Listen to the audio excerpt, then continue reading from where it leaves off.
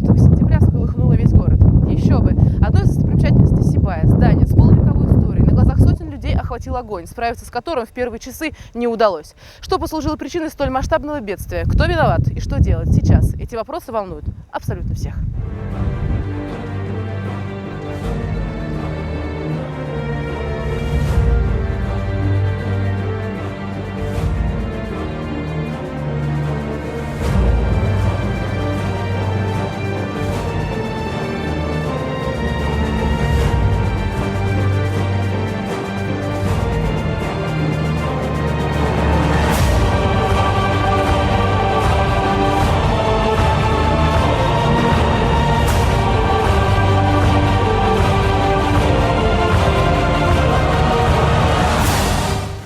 Версия о причинах ЧП не строит разве только ленивый. Тем временем хронология событий такова. Сигнал о происшествии в диспетчерскую службу пожарной части поступил в 13:22. О дымящейся кровле здания филармонии сообщил прохожий. На место тут же выехал пожарный расчет. По прибытию газодымозащитниками был обнаружен очаг скрытого горения, который находился в чердачном помещении. Огнеборцы приступили к его ликвидации. В ходе тушения возникли сложности, связанные с сильной задымленностью и особенностями конструкции строения. Руководитель пожаротушения Альберт Аминев принял решение подобраться к очагу возгорания со стороны летней эстрады. Разбив слуховое окно, пожарные столкнулись с препятствием в виде кирпичной стены. В свою очередь, приток воздуха создал воздушную тягу, вследствие чего пламя распространилось в зрительный зал.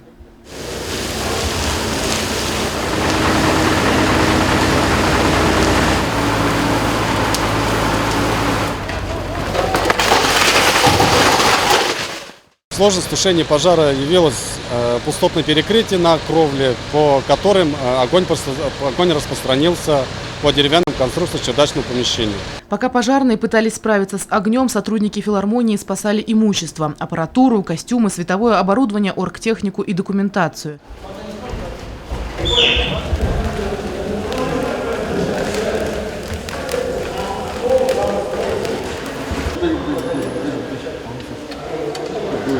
Плоскогубцы это и все. Почти все спасено. Все, до чего смогли добраться. Потому что сложности с дымом, соответственно, потому что ничего не видно. Процентов 90 спасли. Сегодня вот еще добираем мелочи, где-то что-то еще там в гараж уехало по случайности, но факт, что оно не сгорело, поэтому почти все. Тем временем пламя разгоралось с удвоенной силой. Основной удар огненной стихии пришелся на зрительный зал. От температуры вылетели стекла, пожар нещадно уничтожал все на своем пути. Пожарные, несмотря на опасность обрушения кровли, боролись с огнем внутри помещения. Спустя 2,5 часа после начала возгорания конструкция крыши не выдержала и рухнула в зрительный зал.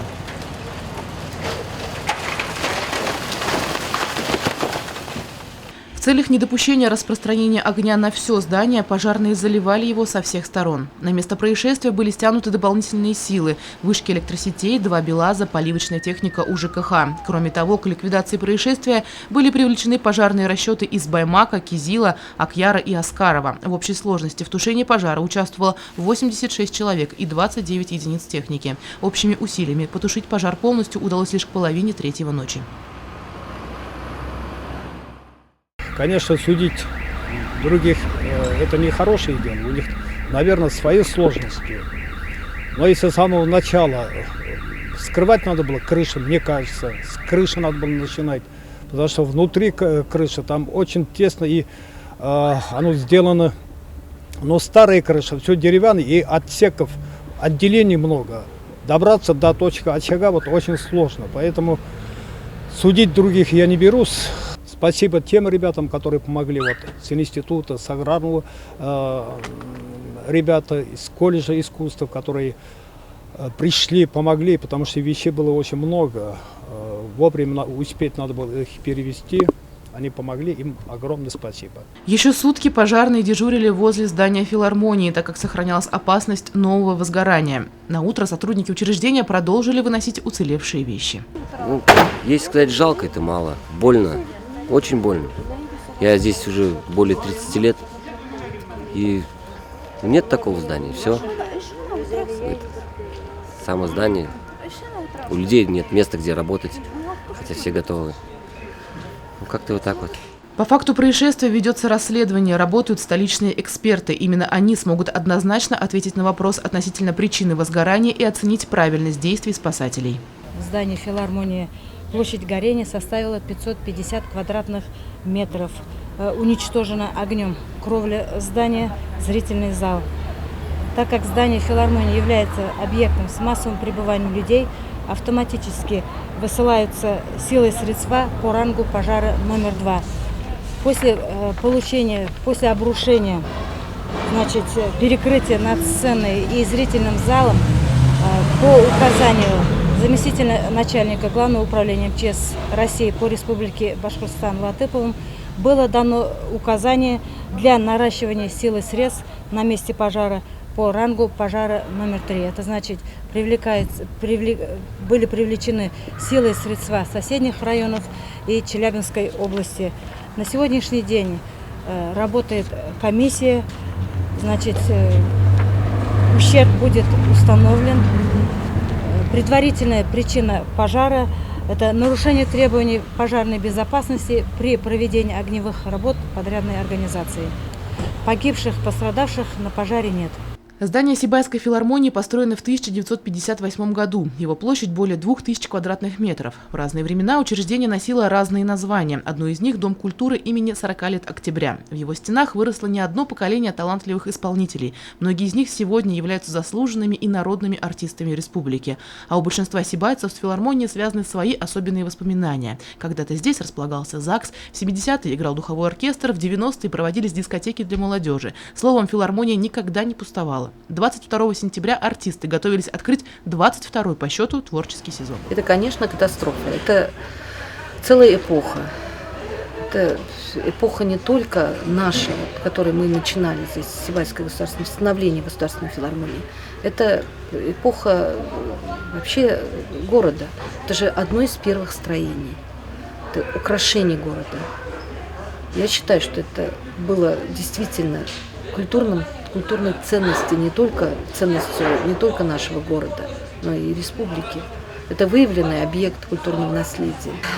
У нас два выявленных объекта по городу. Это кинотеатр «Мир» и вот Дворец культуры имени 40 лет октября, как он прежде назывался. Сейчас концерт театрального объединения. Процедура идет, но раз он выявлен, в любом случае это является историческим зданием. Сегодня многие задаются вопросом, каково будущее Сибайской филармонии и ее сотрудников. Известно, что артистам временно предоставили помещение бывшего аграрного университета для репетиций, хореографические залы детской школы искусств. Кроме этого, у Сибайского концертно-театрального объединения есть еще одно здание – театр «Сулпан». Что касается дальнейшей судьбы здания, то, естественно, сегодня ведутся оценочные работы. После того, как эти работы полностью будут завершены, оценены все работы, естественно, потом уже будем просить помощь. Я надеюсь, что после восстановления здания будет еще более современным. В каком смысле? Крыша, которую вы сами видите, не совсем удачная конфигурация этой крыши была. И я думаю, вот эта крыша, она приобретет более, может быть, цивилизованный, правильный вид, удобный для работы, удобный для, допустим, обслуживания и так далее, вот в этом плане. Кроме этого, мы еще хотели бы, пользуясь моментом, может быть, сделать некоторую реконструкцию внутри филармонии, может быть, дополнительный там какой-то зал и так далее. Но это уже в перспективе, это план работы.